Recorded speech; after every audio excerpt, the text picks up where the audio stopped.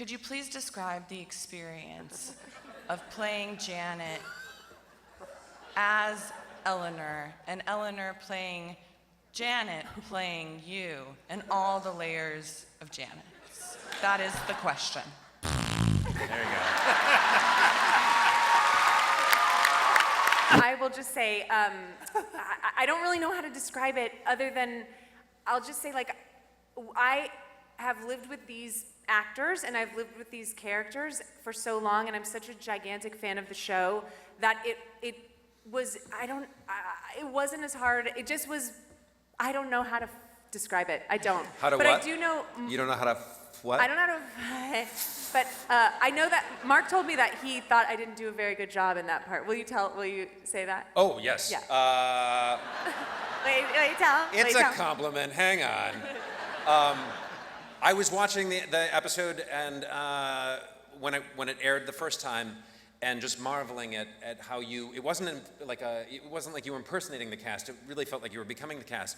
And then there was just one thing where you were doing Jason, and it was like, oh, it's not a great Jason. And then I was like, wait, that's not Jason. That's Eleanor pretending to be Jason.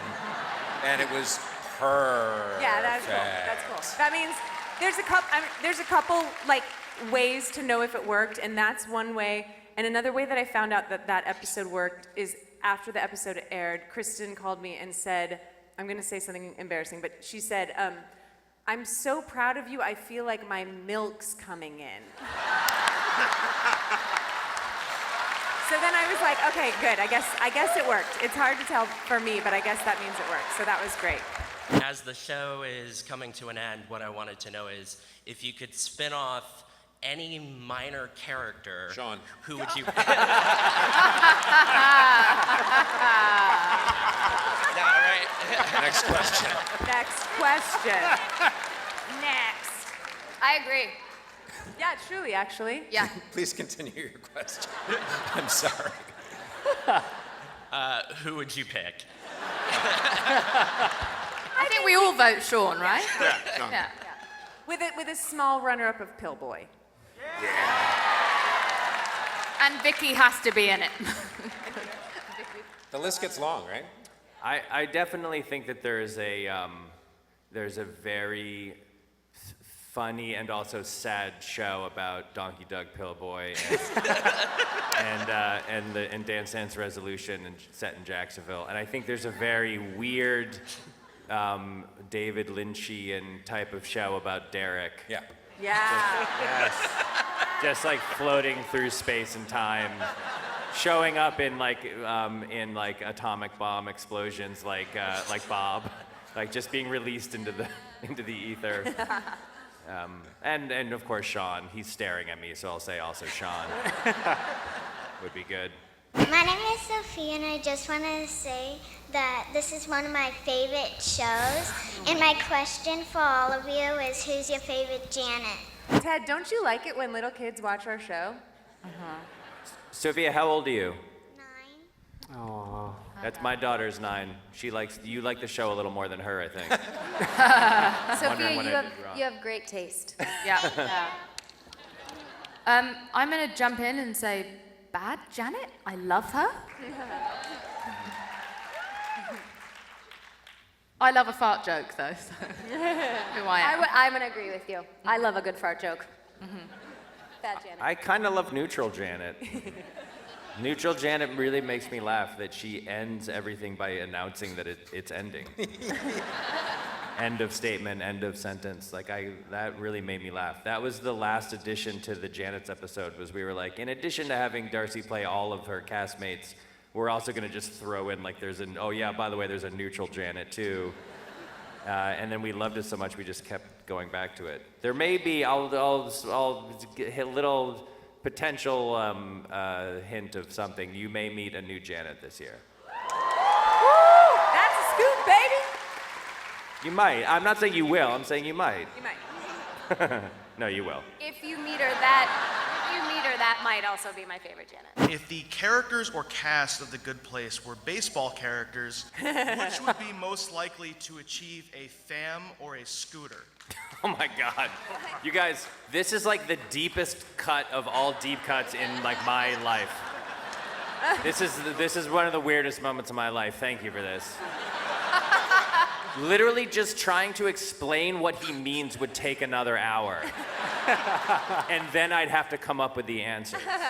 But you're the only person at this table who could. Oh, I mean, I know it's impossible I have to think about it for so long. Listen, meet me outside after. I'll give you my email address, and you and I will have a long, fruitful conversation about this. What do you want to take from this project to future projects? Because it's an amazing cast and the lovely way you guys do things. Ted's the only one who has a future. Maybe he should answer. Yeah. What was the question? How? I think the answer is Morgan Sackett. Yeah. Yeah. Yeah. I keep throwing this back because to me, I wake up, try to remember my words, I mean literally, that are delicious, and I try to remember them, and then I pick up the script. That was funny. But I always go back to the writing, and you can't write about decency and what it means. I'm gonna start crying again. I know. Just You try can't it. write about decency and what it means to be a good person and how to lead a life and their consequences unless you truly understand that and lead a life like that. So Yeah. it's been an honor that I think, because I've been so busy trying to remember your lines, that will catch up with me as I go through life. You are an inspiration, for real. Yeah, that's it. How do you choose those philosophers? Like, Chidi has all these philosophers that he dates back on. How do you choose? I did a lot of reading before writing the show and didn't understand most of it, and then I got two very smart people who do understand it, named Pamela Hieronymi, who teaches at UCLA, and Todd May, who teaches at Clemson. And they're wonderful. They're our philosophy advisors, and they help me understand the basics. And they were the ones who was like, okay, I described Chidi and his issues and his problems and what he believes about the world, and they would say, okay, well, he's a Kantian. This is what Kantians believe, and then they would, they helped me sort of put specific thinkers to the personalities of the characters. And then I hired a very smart staff full of people who are brilliant and interesting, and they would do their own reading. And Todd May came to us because one of our writers, Dan Schofield, was like, hey, I was poking around and I found this book called Death, and it's about the problem of, hilarious. Beach read, as Chidi says, or Eleanor says, and he said this is a book about how hard it is to lead a moral life if you're immortal, because nothing means anything, and that led us to Todd. And so much of it is just, it's a group effort, and it's a bunch of us who understand things roughly at a sort of Wikipedia entry level, poking around and trying to find great thinkers who have put our sort of thoughts about the characters into actual writings and stuff. And the trolley problem was a famous one. Pam Hieronymi teaches the trolley problem in her philosophy class at UCLA. The trolley problem was invented by a woman named Philippa Foot. She was a British philosopher in the 60s, and she wrote some wonderful books that you actually can read. Hers you can actually read.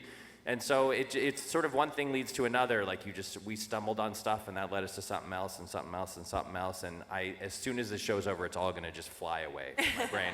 I'm gonna retain nothing. But this is a long-winded way of saying it was just, we had a lot of help. I had a lot of help. How would your character, Eleanor, interact with Veronica Mars? Oh, yeah.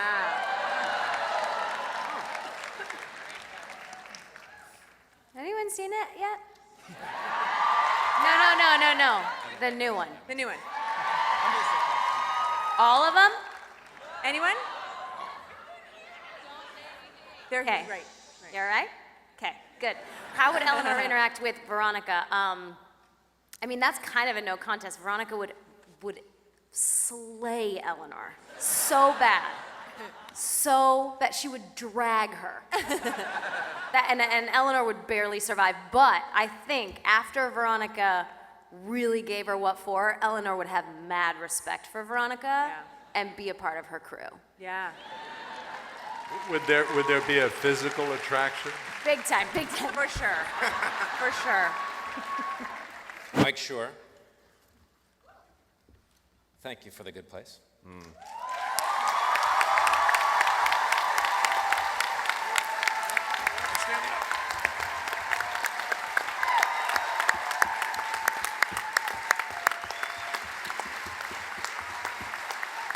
Listen, thank you. The proper thanks for The Good Place goes to about 1,000 people, so just chill out, all right? Just simmer down. Like every great thing in this world, it's collaborative. There are a very, very large number of people who deserve thanks, starting with the cast, and Drew Goddard, and Mark Evan Jackson, and Morgan Sackett, and everybody who works on the show. It's a real pleasure to have made it. Thank you so much. Thank you for being here. The reason is friends.